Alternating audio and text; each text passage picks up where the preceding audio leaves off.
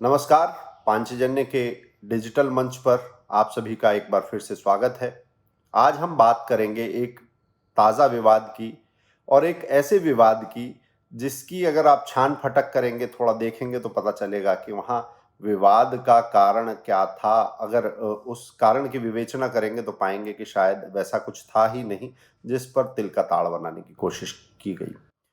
हम बात कर रहे हैं, एक गाजियाबाद में एक पुस्तक विमोचन कार्यक्रम हुआ था। वहाँ राष्ट्रीय स्वयंसेवक संघ के सरसंघ चालक श्री मोहन राव भागवत जी का उद्बोधन था। उस उद्बोधन को आधार बनाकर विवाद खड़ा करने की कोशिश की, ये हम सबने देखा। उस उद्बोधन में आखिर ऐसा कहा क्या गया था?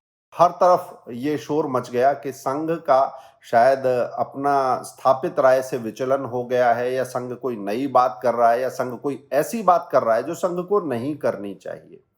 तो यदि हम उस उद्बोधन के बिंदुओं को थोड़ा सा एक बार देखें, तो पहला जो हिंदू मुस्लिम एकता की बात थी, उसको लेकर कहा गया। हिंदू मुस्लिम एकता, ये शब्द बड़ा भ्रामक है। ये वास्तव में दो हैं ही नहीं। अगर दो नहीं है तो एकता की बात क्या है? इनको जोड़ना क्या है? ये तो पहले से ही जुड़े हुए हैं। और जब हम ये मानने लगते हैं कि हम जुड़े हुए नहीं हैं, तब दोनों संकट में पड़ जाते हैं। बात यही हुई है। हम लोग अलग नहीं हैं, क्योंकि हमारे देश में ये परंपरा नहीं है कि आपकी पूजा पद्धति अलग है इसलिए आप अलग हैं। हम लोग एक हैं, और हमारी एकता का आधार हमारी मातृभूमि है। एक और बात इस उद्बोधन में कही गई, हम समान पूर्वजों के वंशज हैं। ये भी विज्ञान से सिद्ध हो चुका है। 40,000 साल पूर्व से ही हम भारत के सब लोगों का डीएनए एक समान है। अगर हिंदू कहते हैं कि यहाँ एक भी मुसलमान नहीं रहना चाहिए, तो वो हिंदू हिंदू नहीं रहेगा। ये मोहन राव भागवत जी ने इसके साथ ही कहा कि हमने ये संघ में पहली बार नहीं कहा है। ये डॉक्टर साहब के समय से चलता आ रहा विचार है, ये एक विचारधारा है। क्योंकि हिंदुस्तान एक राष्ट्र है, यहाँ हम सब एक हैं। इतिहास भी होंगे, लेकिन पूर्वज सबके समान हैं। एक अन्य महत्वपूर्ण बिंदु था, लोगों को कन्वर्ट करने की तैयारी करने का समय मिले, इसलिए लोगों को बातों में उलझा कर रखना, यह भी एक अर्थ होता है बातचीत का। यानी कि उन्होंने कन्वर्जन को अंडरलाइन किया कि ये लोगों को उलझाने की एक कवायद हो सकती है। ये भी उस उद्बोधन में कहा गया। एक अन्य बिंदु था, कट्टरपंथी आते गए और उल्टा चक्का घुमाते गए। ऐसे ही खिलाफत आंदोलन के समय हुआ था, उसके कारण पाकिस्तान हुआ। स्वतंत्रता के बाद भी राजनीति के स्तर पर आपको यह बताया जाता है कि हम अलग हैं, तुम अलग हो। अगले बिंदु की बात करते हैं। इस उद्बोधन में मोहन राव भागवत जी ने कहा, हम डेमोक्रेसी हैं, कोई हिंदू वर्चस्व की बात नहीं कर सकता, कोई मुस्लिम वर्चस्व की बात भी नहीं कर सकता। भारत के वर्चस्व की बात हम सबको करना चाहिए। एक अंतिम बिंदु इस व्याख्यान का हम लेते हैं, जिसकी आज हम चर्चा करेंगे। वो बिंदु है, मोहन राव जी ने कहा, हम कहते हैं हिंदू राष्ट्र, इसका मतलब तिलक लगाने वाला, पूजा करने वाला नहीं है। जो भारत को अपनी मातृभूमि मानता है, जो अपने पूर्वजों का विरासतदार है, संस्कृति का विरासतदार है, वो हिंदू है।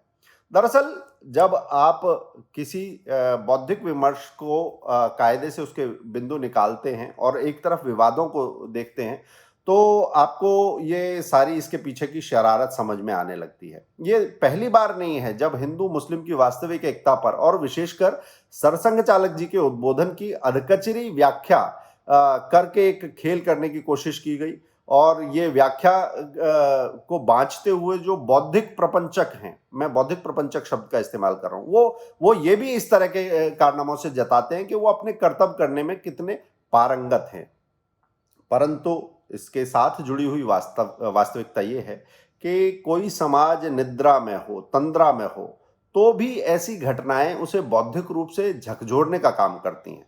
दशकों से हम देखते आए हैं कि जब एकता का विमर्श होता है, जब साझेपन की बात होती है, सबको मिलकर चलने की बात होती है, तो बातें बहुत होती है, परंतु एकता के वास्तविक प्रयास जो किए जाने चाहिए, वो वास्तविक प्रयास नहीं किए जाते। भारत के अंतर्भूत ऐक्य को, यानी कि जो जो हम सबके भीतर एकता का गुण है, उसको जैसे ही कोई रेखांकित करता है, उस बात को बताता है कि नहीं हम अलग अलग नहीं है, जैसे ही ये काम होता है तो विभाजक रेखाओं की राजनीति करने वाले लोगों का जो एक एलीट क्लब है, मीडिया का एक एलीट क्लब है, उनके राजनीतिक आकाओं को तिलमिलाहट होती है, उस एलीट क्लब को तिलमिलाहट होती है और अपने राजनीतिक आकाओं के लिए खुराक पानी उपलब्ध कराने का काम मीडिया का एक वर्ग ऐसे में करता है, वो दिखाई देता है। ऐसे ही वर्गतंत्र से सरसंघ चालक जी के उद्बोधन पर विवादित कोण से खबर चली। वास्तव में जिन्होंने उस भाषण को सुना उन्हें इसमें कुछ भी आपत्तिजनक नहीं लगा। अगर आप डिस्कवरी ऑफ इंडिया की काल्पनिक दुनिया में नहीं डूबे हुए हैं और ये नहीं मानते कि इस देश की, भारत की उत्पत्ति 1947 में हुई, भारत नाम के एक देश का निर्माण सिर्फ 1947 में किया गया, अगर आप ये नहीं मानते हैं, आप मानते हैं कि ये पुरानी संस्कृति है, तो आप अपनी जड़ों को पहचानते हैं।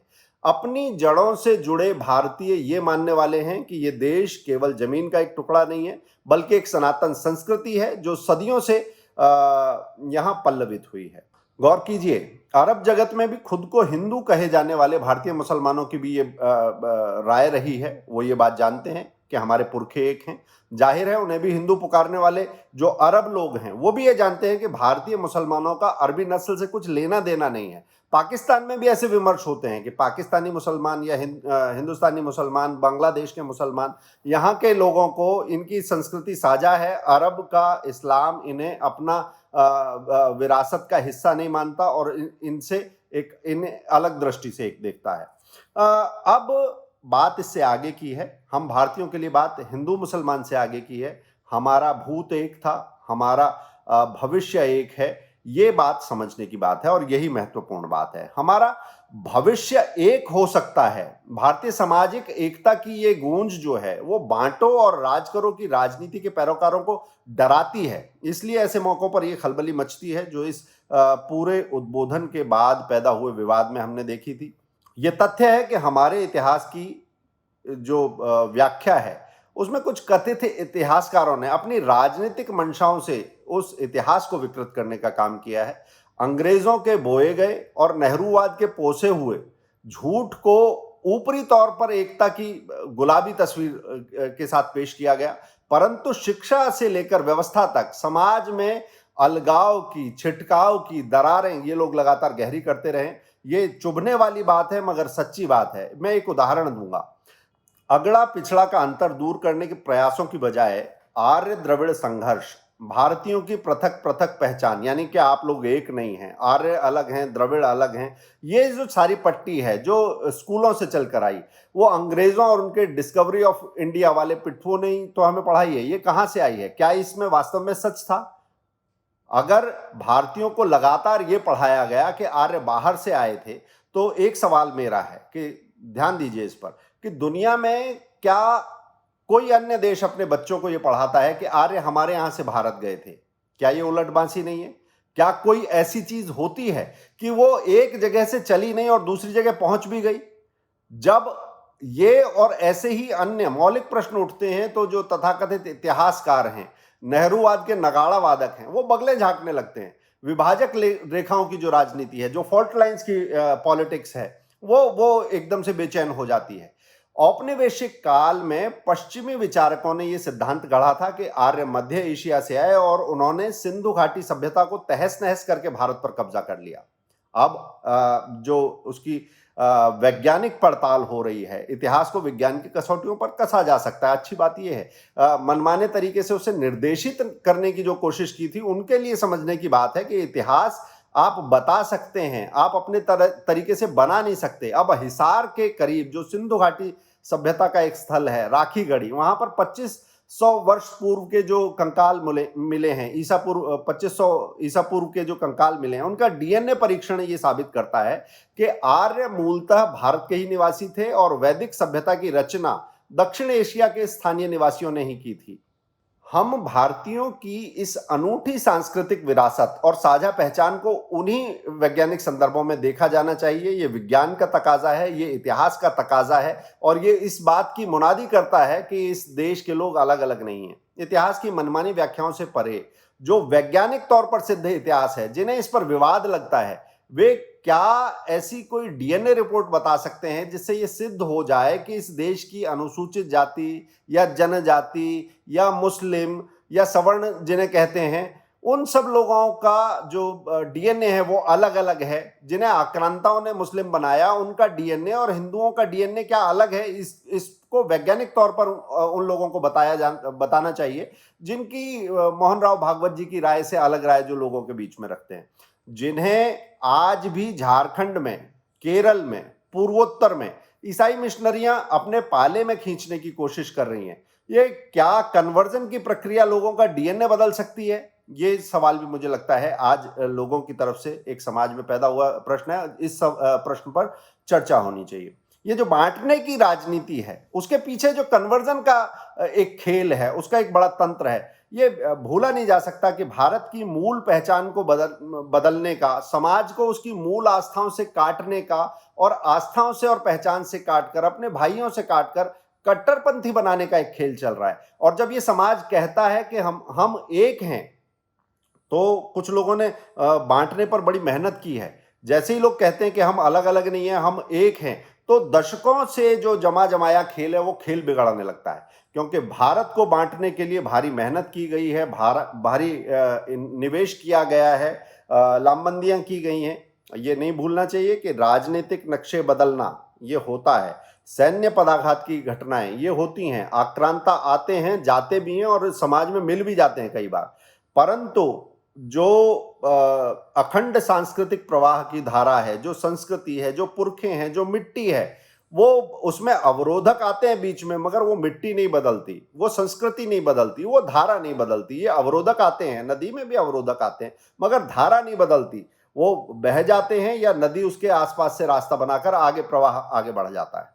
हजारों वर्ष की पोषित संस्कृति जब अंगड़ाई लेती है तो एक घटना दशकों में हुई छेड़छाड़ को पलट के पुनः प्रवाह को ठीक कर देती है। हमारा डीएनए बदला नहीं है, पराक्रम हमारा वही है, शौर्य वही है, गर्व वही है, पुरखे वही हैं और हमें उसी चेतना की आवश्यकता है। इस उद्बोधन को, जिस पर विवाद खड़ा किया गया, इसी दृष्टि से देखा जाना चाहिए। किसी के प्रति वैमनस्य नहीं है, ये संघ की दृष्टि में नहीं है, इस समाज की दृष्टि में नहीं है। परंतु जिसे दूसरा वर्ग कहा जाता है, जिसकी अलग पहचान की बात की जाती है, उसके मन में जो जहर घोला जाता है, उस जहर की काट के लिए ये बताना जरूरी है कि हम एक हैं। उज्जैन स्थित एक मुस्लिम चिंतक हैं गुलरेज शेख, मैं उनका जिक्र करना चाहूँगा। वो कहते हैं, उन्होंने हमारे लिए एक लेख भी लिखा था कि हम बाबर के नहीं, हम राम के वंशज हैं, हम हिंदुस्तानी मुसलमान हैं। और जब गुलरेज शेख ये कहता है तो कोई अकेला गुलरेज शेख ये नहीं कहता, वो पूरी नस्ल जो अपना इतिहास जानती है, अपने ऊपर हुई बर्बरताओं को पहचानती है, वो इसका उद्घोष होता है। और इस उद्घोष में और सरसंघ चालक जी के उद्बोधन में कोई अंतर नहीं है। ये हमें ये बात समझनी पड़ेगी। हमें उस विश्व वैमनस्य और विवाद को समझना पड़ेगा जो हमारे बीच में बोया जा रहा है। धन्यवाद।